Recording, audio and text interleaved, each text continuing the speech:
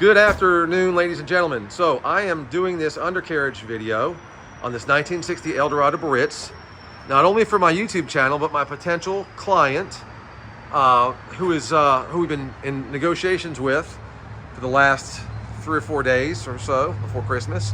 So this is the undercarriage, and this started out as a very honest, clean undercarriage, not a nut and bolt restoration, obviously.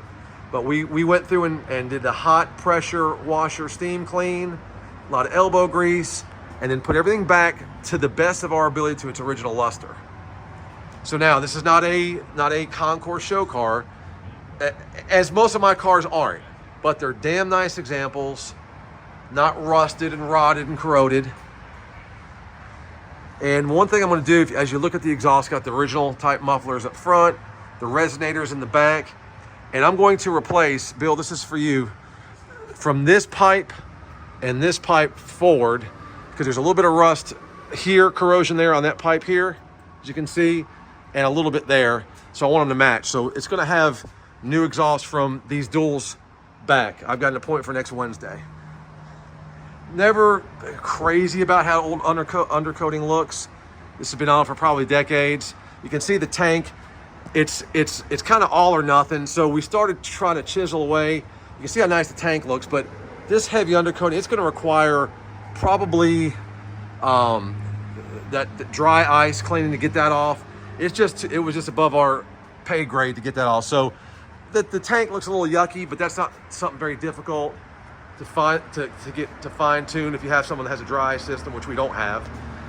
But if you look at the frame rails and stuff, all that stuff looks good. There's no rot or anything like that. You know, some of the, it's on all these Eldorados we've had, on all these old cars, typically up front where the suspension is and the oil pan and transmission pan, you know, everything blows to the back. So the back of the car tends to get a little yuckier looking. It's a little tougher to get as clean, but you can see it's very presentable. You know, this is a great car up top, especially the interior, the engine bay, everything you see. And that's what happens. A lot of people will spend all the money on the top of the car and leave the bottom alone. That's been the case for most of the ones that I've got. But you can see this is a 60 some odd year old car, and it looks way better than some of the cars that are 10, 12, 15, 20 years old. So there's that. Once you guys get a look at the undercarriage, this car is probably not going to go to bat. I think I'm 99.9% sure my client out in the Midwest, or I guess Wisconsin, I guess that's the Midwest or Northwest, or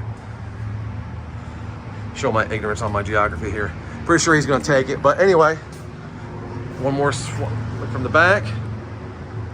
And this car does have beautiful chrome, beautiful paint, an amazing interior, beautiful line. So like I said, you know, a lot of times guys won't spend time on the undercarriages, getting them nice and clean and detailed, but we do the best we can.